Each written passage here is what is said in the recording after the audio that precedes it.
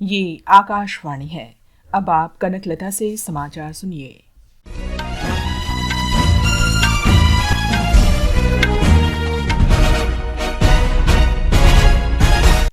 निर्वाचन आयोग ने कहा है कि लोकसभा चुनाव के दूसरे चरण के लिए 1210 उम्मीदवार मैदान में हैं। कुल 2633 नामांकन भरे गए, जिनमें से जांच के बाद 1428 नामांकन वैध पाए गए। कल नामांकन वापस लेने का आखिरी दिन था। इस चरण में 13 राज्यों और केंद्र शासित प्रदेशों की 88 सीटों के लिए 26 अप्रैल को मतदान होगा। निर्वाचन आयोग ने पश्चिम बंगाल में स्वतंत्र और निष्पक्ष चुनाव के लिए गृह मंत्रालय को केंद्रीय सशस्त्र अर्धसैनिक बलों की अतिरिक्त 100 कंपनियां तैनात करने को कहा है। सूत्रों के अनुसार अतिरिक्त कंपनियों को 15 अप्रैल से पहले तैनात करने को कहा गया है। गृह मंत्रालय केंद्रीय रिजर्व पुलिस बल की 55 और सीमा सुरक्षा बल की 45 कंपनियां तैनात कर रहा है।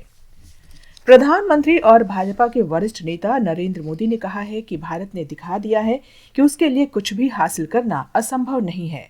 आज उत्तर प्रदेश के पीलीभीत में एक चुनावी रैली में श्री मोदी ने कहा कि इस प्रेरणा और ऊर्जा के साथ उनकी सरकार भारत को विकसित राष्ट्र बनाने के लिए काम कर रही है।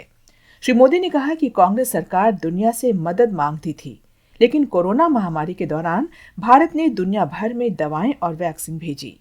प्रधानमंत्री ने कहा कि युवाओं के लिए रोजगार के नए अवसर पैदा हो रहे हैं।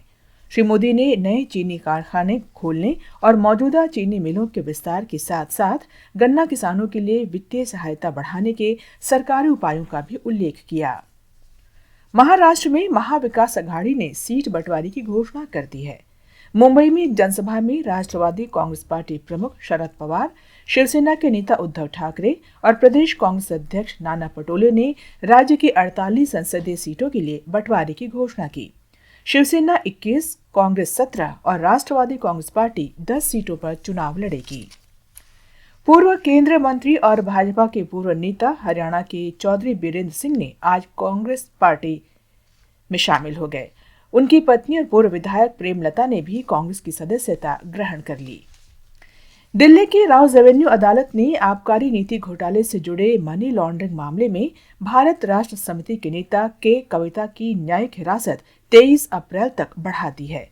अदालत ने कल कविता को अंतरिम जमानत देने से इनकार कर दिया था। कविता कथित तौर पर साउथ ग्रुप की प्रमुख सदस्य हैं। इस ग्रुप पर शराब लाइसेंस के बदले दिल्ली में सत्तारूढ़ आम आदमी पार्टी को 100 करोड़ रुपए की रिश्वत देने का आरोप है। प्रवर्तन निदेशालय ने डीएमके के पूर्व पदाधिकारी जफर सादिक और अन्य लोगों के विरुद्ध मादक पदार्थों की तस्करी से जुड़े धन शोधन मामले में आज सुबह तमिलनाडु के कई शहरों में छापेमारी की। निदेशालय के अधिकारियों के साथ केंद्रीय अर्धसैनिक बलों का एक दल भी है। जफर सादिक तमिल फिल्मों के निर्माता भी हैं। उनके साथ फिल्म निर्देशक आमिर और कुछ अन्य लोगों के भवनों की भी तलाश ली जा रही है। उत्तराखंड के नैनीताल जिले के ऊंचाकोट में कल देर रात एक वाहन के खाई में गिरने से नेपाली मूल के 7 श्रमिकों और एक स्थानीय चालक की मौत हो गई, जबकि 2 अन्य घायल हो गए। सभी 8 शवों को बरामद कर लिया गया है। गंभीर रूप से 2 घायलों को अस्पताल में भर्ती कराया गया है। नव संवत्सर विक्रम संवत 2081 आज से शुरू हो गया है। नव संवत्सर विभिन्न राज्यों में चैत्र शुक्लादि, उगादि, गुड़ी पाड़वा, चेटीचंद, नवरेह और सजीबू चेरा ओबा के नाम से मनाया जाता है। आज से चैत्र नवरात्र भी शुरू हो गए हैं। नव वर्ष के अवसर पर राष्ट्रपति द्रौपदी मुर्मू, उपराष्ट्रपति जगदीप धनखड़ और प्रधानमंत्री नरेंद्र मोदी ने लोगों को शुभकामनाएं दी हैं। भारत ने रमजान के महीने में गजा में तत्काल युद्ध विराम की मांग करने वाले संयुक्त राष्ट्र सुरक्षा परिषद के प्रस्ताव को सकारात्मक कदम बताया है। भारत ने कहा है कि इजरायल और हमास के बीच चल रहे संघर्ष से उपजा मानवीय संकट स्वीकार्य नहीं है। संयुक्त राष्ट्र में भारत के स्थायी प्रतिनिधि रुचिरा काम्बोज ने संयुक्त राष्ट्र महासभा की एक बैठक में बताया कि गजा में जारी संघर्ष को लेकर भारत बहुत चिंतित है। आईपीएल क्रिकेट में आज चंडीगढ़ में पंजाब किंग्स का मुकाबला सनराइजर्स हैदराबाद से होगा। ये मैच शाम 7:30 बजे से शुरू होगा।